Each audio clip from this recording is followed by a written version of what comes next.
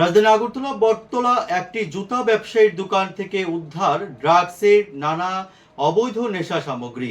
একে ঘিরে কিন্তু রীতিমতো চাঞ্চল্য ছড়ায়। পুলিশকে খবর দেওয়া হলে পুলিশ এসে তড়িঘড়ি সে জুতার মালিককে গ্রেফতার করে।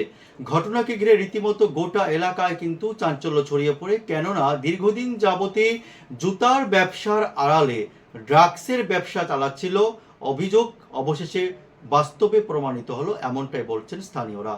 দেখুন কি বলছেন সংবাদ মাধ্যমের মুখোমুখি হয়ে।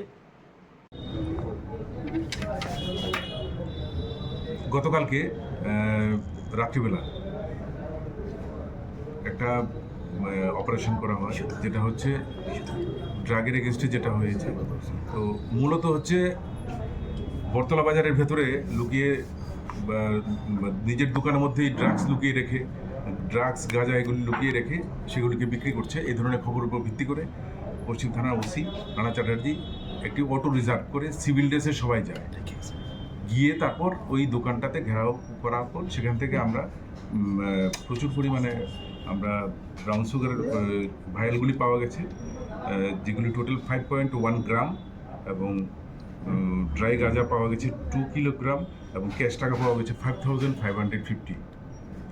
তো যাদেরকে অ্যারেস্ট করা হয়েছে এদের নাম হচ্ছে গোপাল দাস। এই গোপাল দাস আজকে থেকে 2 মাস আগেও সে অ্যারেস্ট হয়েছে ড্রাগের কেসে, এবং আরেকজন হচ্ছে অমল সূত্রধর, আর আরেকজন হচ্ছে নয়ন সরকার। তো তাদের তিনজনের বিরুদ্ধেই আমরা একটি সুনির্দিষ্ট অভিযোগ মূলে মানে সোমোটো কমপ্লেনের উপর ভিত্তি করে একটা আমরা NDPS এর কেস নিয়েছি। এদেরকে আজকে কোর্টে পাঠানো হচ্ছে রিমান্ডের প্রেয়ার সহ। ওরা খোলা বাজারের মধ্যে লুকিয়ে লুকিয়ে সেই ড্রাগসের ব্রাউন সুগারের ভাইলগুলি বিক্রি করে। এই খবরটা অ্যাকচুয়ালি আমরা জানছি, মানে শুনছিলাম, কিন্তু আমরা সঠিকভাবে পার্সনটাকে আইডেন্টিফাই করতে পারিনি। তো রানা চ্যাটার্জি এই খবরটা পাওয়ার সাথে সাথে টোটালি প্লেন ক্লথে এই অপারেশনটা করা হয়েছে এবং তাকে ধরা সম্ভব হয়েছে। বাজার মূল্য কত হবে? বাজার মূল্য সব কিছু মিলিয়ে 2-2.5 লাখ টাকা। এইটার সাথে কি আর কেউ জড়িত আছে কিছু? এটা না, আমরা প্রাথমিক তদন্তে আমরা এর বেশি ওরা তো কিছু বলতে চাইছে না, তো তার জন্য আমরা পুলিশ রিমান্ডের প্রেয়ার দিয়েছি।